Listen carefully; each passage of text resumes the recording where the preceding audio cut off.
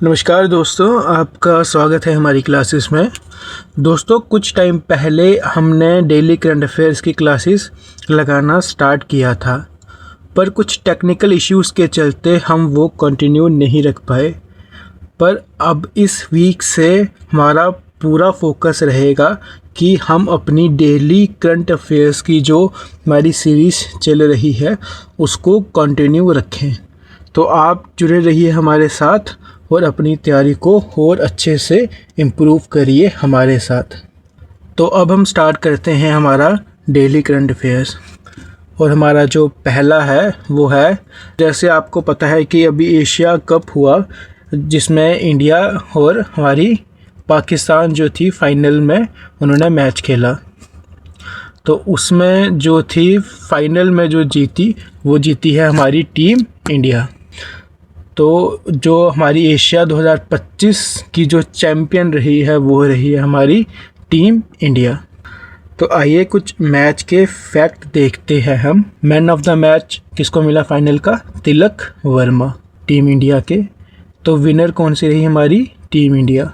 तो runner up कौन आई? Pakistan. Highest wicket taker of the tournament कौन रहे? हमारे कुलदीप यादव, हमारी टीम इंडिया के। और highest runner scorer of the tournament कौन रहे? हमारी टीम के अभिषेक शर्मा, टीम इंडिया के। तो दोस्तों, ये आपके एग्ज़ाम के लिए इम्पोर्टेंट हो जाता है, तो इसको आप जो है कहीं पे नोट करके रख लीजिएगा। ये आपके एग्ज़ाम में एमसीक्यूज़ की फॉर्म में आ सकता है। तो हमारा एशिया कप 2025 का विनर कौन सी टीम रही है? हमारी टीम इंडिया। दोस्तों, अब है हमारा second. Which recent victory contribute significantly to Himanshi Tokas achieving the world number 1 ranking. तो दोस्तों, ये जो आपने नाम देख रहे हैं हिमांशी टोकस, आप इस नाम को जो है आप कहीं पे लिख लीजिएगा, जहाँ कहीं पे आप नोट करके रखिएगा, क्योंकि ये आपके एग्ज़ाम में जो है वो आपके आने वाला है। क्योंकि जो हिमांशी टोकस हैं इनको जो है वर्ल्ड नंबर 1 रैंकिंग मिली है आपकी। और कब मिली इनको रैंकिंग? जब इन्होंने जीता एशिया जूनियर चैम्पियनशिप्स 2025। तो ये है हमारी हिमांशी टोकस, ये 20 साल की हैं। तो ये हमारे इंडिया के जूडो की प्लेयर हैं हिमांशी टोकस। तो हम कुछ फैक्ट देखते हैं। Himanshi Tokas become the first Indian to be ranked world number 1 in the junior world ranking, ठीक है, वुमेन्स 65 kg कैटेगरी। तो दोस्तों, इसको आप याद रखिएगा, वुमेन्स 65 kg कैटेगरी में by the international judo federation. तो जो इंटरनेशनल जूडो फेडरेशन है उन्होंने इनको जूनियर वर्ल्ड रैंकिंग में क्या रैंक दिया है? वर्ल्ड का नंबर 1 रैंक। और कौन सी वेट कैटेगरी में? वुमेन्स 65 kg कैटेगरी में। तो ये है हमारी Himanshi Tokas. He was achieved after he won the Asia's junior championship 2025 on 13 सितंबर। उनको जब इन्होंने एशिया जूनियर कप 2025 का 13 सितंबर को जीता, तब उनको जो है ये रैंकिंग मिली है। पर अगर हम ओवरऑल देखें तो इनके जो रैंकिंग है वो कितनी है? 610। पर अगर हम जूनियर वर्ल्ड कप रैंकिंग देखेंगे तो इनका रैंक क्या है? 1। अगर हम ओवरऑल देखेंगे तो इनका रैंक क्या है? 610 पूरे वर्ल्ड में। अब हम करते हैं थर्ड।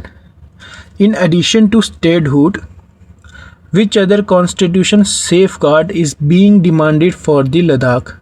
तो जैसे आपको पता है कि लद्दाख में जो है स्टेटहुड के लिए प्रोटेस्ट हो रहा था, जो कि कुछ ज़्यादा वायलेंट हो गया और उन्होंने जो है बीजेपी का ऑफिस जला दिया। उसके बाद सोनम वांगचुक को जो है उन्होंने PSA लगा के गवर्नमेंट ने जो है जेल में डाल दिया। तो उसी को हम पढ़ेंगे आगे। स्टेटहुड के साथ साथ जो लद्दाख के लोग हैं वो कौन से शेड्यूल की डिमांड कर रहे हैं? वो कर रहे हैं कि inclusion under the 6th schedule. तो उनका कहना है कि हमें 6th शेड्यूल में भी जो है हमें जो है उसमें इंक्लूड किया जाए स्टेटहुड के साथ साथ। तो हम कुछ फैक्ट देखते हैं।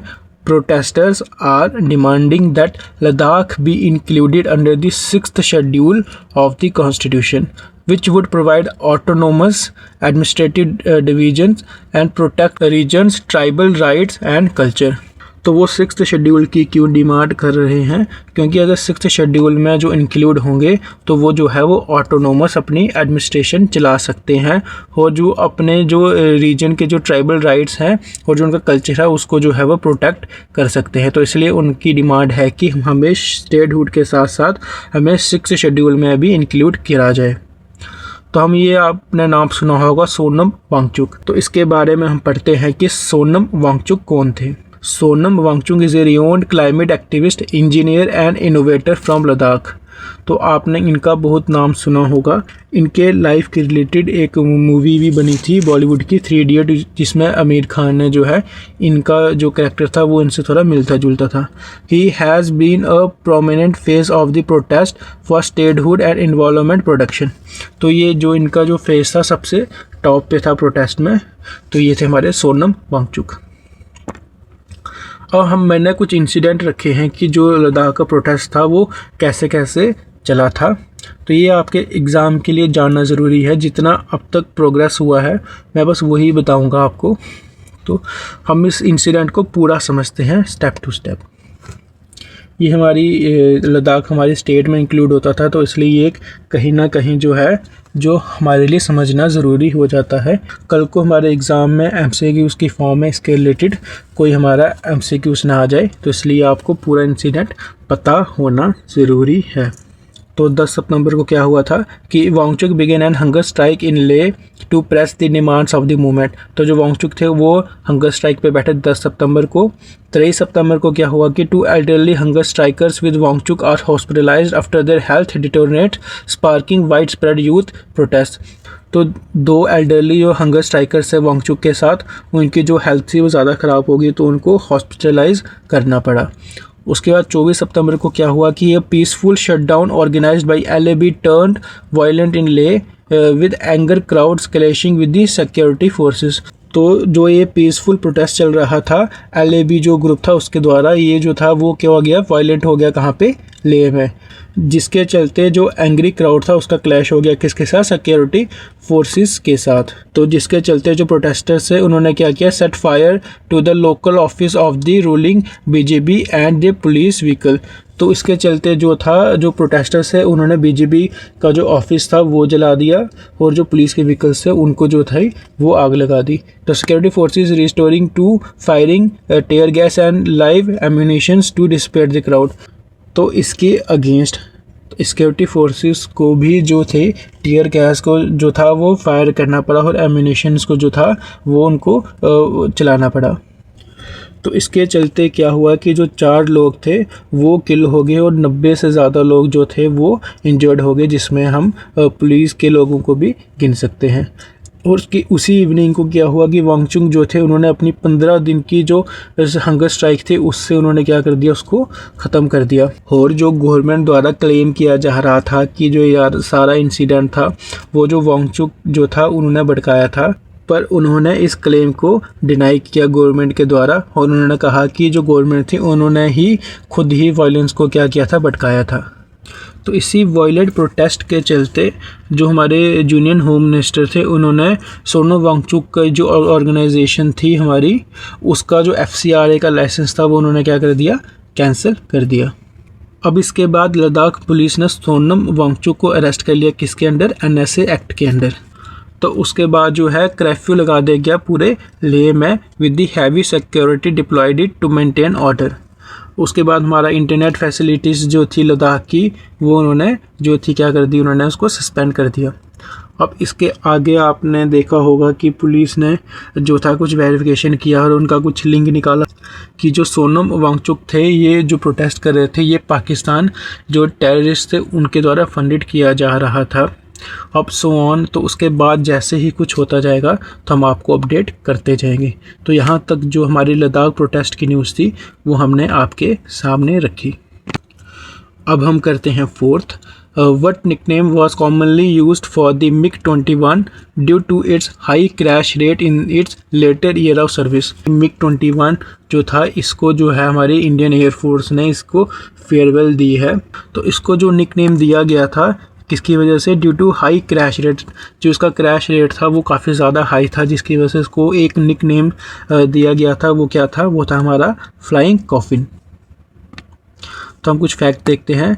The Indian air force officially retired it's final M21 fighter jet on September 26, 2025 after over 60 years of service. तो 60 साल की सर्विस देने के बाद जो फाइनली हमने MiG-21 जो फाइटर जेट थे उसको हमने क्या किया है? रिटायर्ड किया है। A decommissioning ceremony was held in Chandigarh, attended by the Defense Minister Rajnath Singh. तो यह सेरेमनी कहाँ पे हुई थी? हमारी चंडीगढ़ में। ये आपका इंपॉर्टेंट हो सकता है। और ये अटेंड किसने की थी? हमारी डिफेंस मिनिस्टर हमारे Rajnath Singh. The MiG-21 often called flying coffin had a troubled safety record with a high number of crashes। तो ये हमने पढ़ा कि इसको फ्लाइंग कॉफिन नाम दिया गया था क्योंकि जो इसके नंबर ऑफ़ क्रैशेस थे वो काफ़ी ज़्यादा देखने को मिल रहे थे हमें। तो इसकी जगह हमने जो रिप्लेसमेंट लाई है वो किसकी लाई है? हमने लाइट कॉम्बैट एयरक्राफ्ट तेजस। तो जो हमारे MiG-21 थे उसको रिप्लेस किसने किया है? तेजस ने। तो ये हो गया हमारा MiG-21 की फेयरवेल। अब करते हैं हम fifth. What was the name of the diabetes related experiment during astronaut Shubhanshu Shukla mission to the international space station. तो जैसे कि आपको पता है कि कुछ टाइम पहले जो हमारे एस्ट्रोनॉट हैं शुभांशु शुक्ला, वो जो थे नासा के साथ जो थे स्पेस में गए थे। तो उस दौरान एक एक्सपेरिमेंट हुआ था कि अगर कोई एस्ट्रोनॉट है, अगर उसको डायबिटीज़ है तो उसको क्या इफ़ेक्ट हो सकता है अपनी जो इस स्पेस जर्नी के दौरान। तो वो जो हमारा डायबिटिक एक्सीलरेटेड एक्सपेरिमेंट था उसका क्या नाम था? उसका नाम था सूट राइट। अब हम देखते हैं कुछ fact. Suit right experiment which studied the use of continuous glucose monitors CGM and insulin in the microgravity to advance diabetic cares for future astronaut and remote health care on earth। तो experiment का नाम क्या था? Suit right. इसमें क्या था? हमने continuous glucose monitors और इंसुलिन जो था उसके ज़रिए हमने ये पता लगाया कि जो एडवांस डायबिटिक केयर जो थी हमारे फ्यूचर के एस्ट्रोनॉट को हम कैसे दे सकते हैं, और जो रिमोट हेल्थ केयर है जो अर्थ पे जो हमारे रिमोट एरियाज़ है वहाँ पे जो है हम जो है शुगर्स के पेशेंट को कैसे ट्रीट कर सकते हैं। कि कल को अगर कोई एस्ट्रोनॉट स्पेस पे जाता है और अगर उसको शुगर है तो उस पर कैसा इम्पैक्ट हो सकता है। तो ये था हमारा सूट राइट एक्सपेरिमेंट। अब करते हैं हम sixth. The goods and service tax appellate tribunal GSTAT was formally launched in which state in September 2025। तो 2025 में जो था हमारा GST का एपिलेटेड ट्रिब्यूनल जो था उसको फॉर्मली लॉन्च कहाँ पे किया गया? न्यू दिल्ली। तो हम कुछ फैक्ट देखते हैं। तो जो जूनियर मिनिस्टर हमारी निर्मला सीतारमन, उन्होंने जो था फॉर्मली जो हमारा GSAT है और इसका जो ई-कोड पोर्टल है उसको दिल्ली में उन्होंने क्या किया? उनको फॉर्मली लॉन्च किया to strengthening India's indirect tax dispute resolution system. इसके जो मेंबर्स कौन कौन से होंगे ये आपका इंपॉर्टेंट हो सकता है एग्ज़ाम के लिए। इसके मेंबर्स कौन कौन से होंगे? 2 जुडिशियल मेंबर्स होंगे, एक होगा 1 सेंट्रल टेक्निकल मेंबर और दूसरा होगा 1 स्टेट टेक्निकल मेंबर। तो जो GST appellate terminal e code portal है वो लॉन्च किया गया to enable online filing, case tracking and virtual hearing, promoting efficiency and accessibility for tax payers. तो जो कोई ऑनलाइन केसेस होंगे GST के, उनके ऑनलाइन फिलिंग के लिए, जहाँ जो केसेस हैं उनकी ट्रैकिंग के लिए, जहाँ वर्चुअल हेयरिंग के लिए हमने GST ई-कोड पोर्टल को लॉन्च किया गया ताकि इसकी जो वर्चुअल हेयरिंग है वो भी जो है आपकी ऑनलाइन ही हो जाए करेगी, ऑनलाइन फिलिंग भी हो जाएगी और उसकी जो केस का जो ट्रैकिंग है वो भी आपकी ऑनलाइन हो जाएगी। तो अब है हमारा 7th। तो हमारे इस साल 71 हमारे नेशनल फिल्म फेयर अवार्ड जो थे वो हुए, पर जो 71 वाले जो नेशनल फिल्म फेयर अवार्ड थे 2025 के, ये दिए गए हैं 2023 के लिए। हैं ये 2025 के, पर ये दिए कौन से साल के लिए गए हैं? ये दिए गए हैं 2023 के लिए। तो इस साल जो ये अवार्ड था वो किनको मिला? ये अवार्ड मिला है हमारे मलयालम एक्टर मोहन लाल को। तो ये आप देख सकते हैं मोहन लाल जी। तो हम कुछ फैक्ट देखते हैं। Malayalam actor Mohanlal was announced as the recipient of the Dada Saheb Phalke award and was presented the award at the 71th national film fair award ceremony held in the September 2025। तो ठीक है, तो एक इनको मिला है ये मलयालम एक्टर मोहन लाल को। इनको आपने काफ़ी मूवीज़ में देखा भी होगा। तो the award was given to him for his outstanding contribution to Indian cinema over nearly 5 decade. तो इनको जो अवार्ड मिला है ये इंडियन सिनेमा में अपना आउटस्टैंडिंग कंट्रीब्यूशन के लिए इनको ये अवार्ड मिला है। अवार्ड कौन सा मिला है? दादा फाल्के अवार्ड 2023। 2023 का अवार्ड था पर मिला कब है? 2025 में, इसी साल।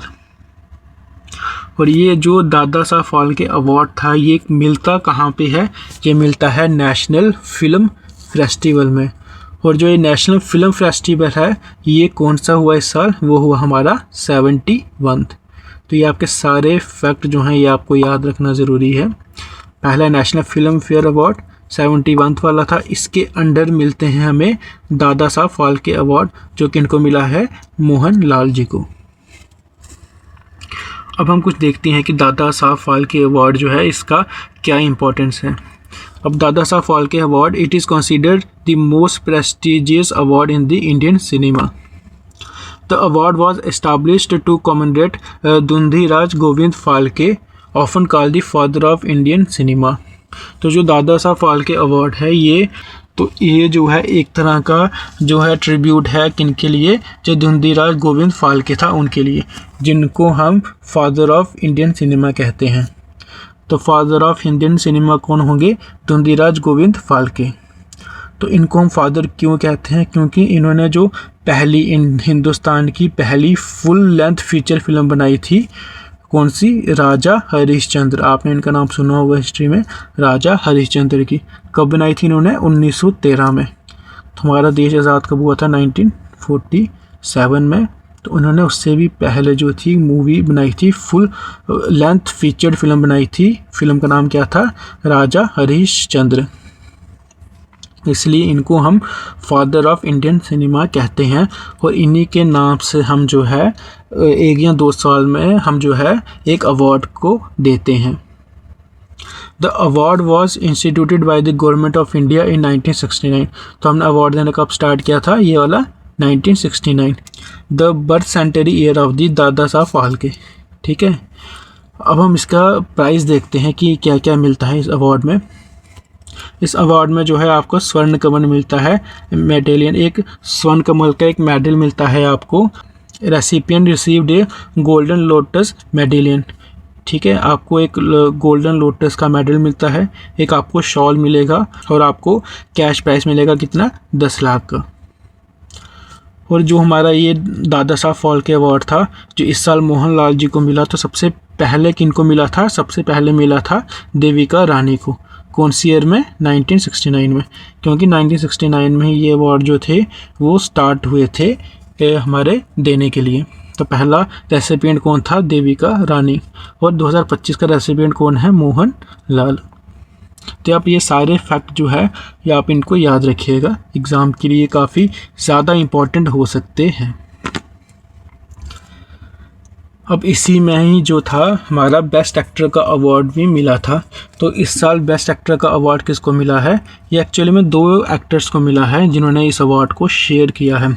एक है हमारे विक्रांत मैसी, दूसरे हैं हमारे शाहरुख खान। तो ये हमारे शाहरुख खान हो गए और ये हो गए हमारे विक्रांत मैसी। तो शाहरुख खान को किस मूवी के लिए मिला था? उनको मिला था जवान मूवी के लिए। और जो विक्रांत मैसी हैं उनको किस लिए मिला? उनको मिला है 12th फेल के लिए।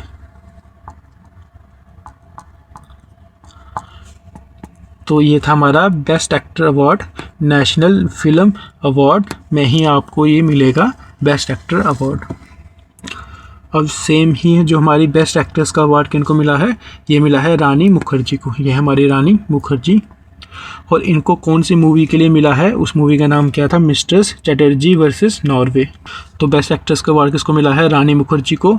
और बेस्ट एक्टर का अवार्ड किनको मिला है? शाहरुख खान और विक्रांत मैसी।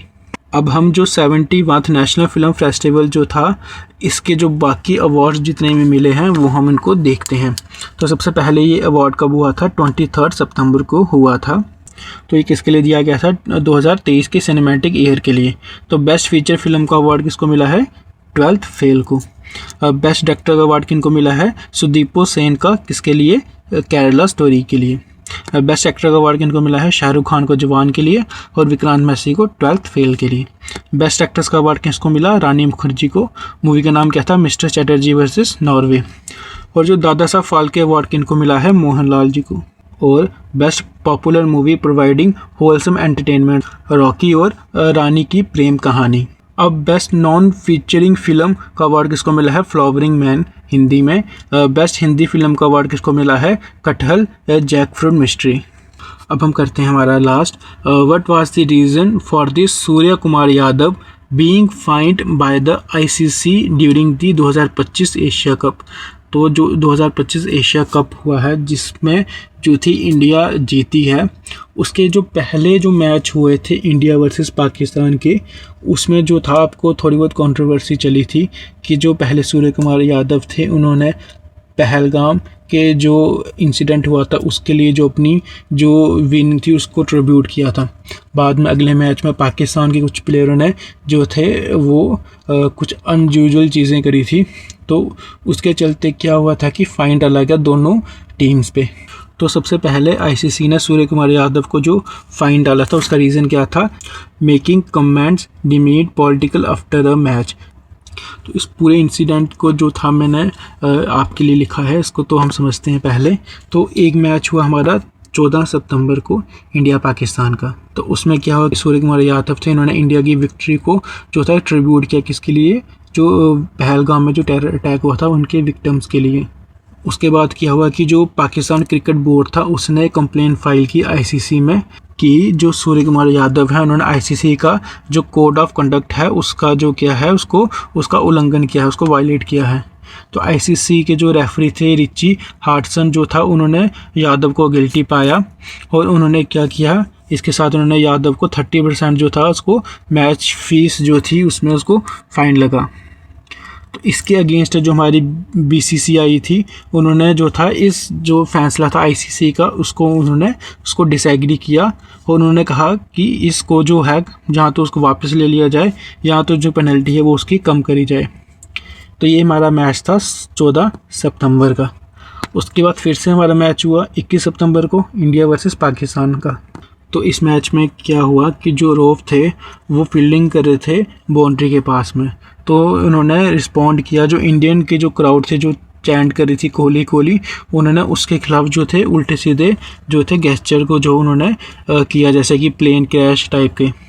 और उसके बाद जो ये रऊफ थे उनका शुभमन गिल और अभिषेक शर्मा के साथ भी थोड़ा जो था वो हीटेड कन्वर्सेशन हो गया मैच के दौरान।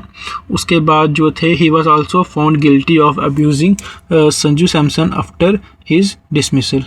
तो वहाँ भी उनकी कुछ कंट्रोवर्सी हो गई रऊफ की। तो इसके बाद जो हमारी BCCI थी उसने फाइल कंप्लेंट की ICCI को अगेंस्ट रऊफ के एक्शन के अगेंस्ट। तो उसके बाद जो रऊफ को भी जो था उसको गिल्टी पाया गया और उसका भी सेम 30% जो उसकी जो मैच फीस थी उसको उन्होंने फाइन लगाया गया। इसके साथ शहजादा फरहान के साथ भी सेम यही हुआ था कि उन्होंने गन फायर सेलिब्रेशन किया था अपनी हाफ सेंचुरी के दौरान। तो इनको जो है जो ICC ने कोई फ़ाइन नहीं लगाया पर इनको एक फॉर्मल वार्निंग दी गई। और उसके बाद आपको पता होगा कि हमारे जो मैच हुआ 28 सितंबर को जो इंडिया पाकिस्तान का, तो उसमें जो है इंडिया ने हमारा एशिया वर्ल्ड कप को जीतकर जो है पाकिस्तान को एक जो है अच्छा सबक सिखाया। और इसी के साथ ही हमारे आज के जो करंट अफेयर्स हैं वो होते हैं ख़त्म। अब हम मिलेंगे आपसे हमारी नेक्स्ट क्लास में, तब तक के लिए जय हिंद।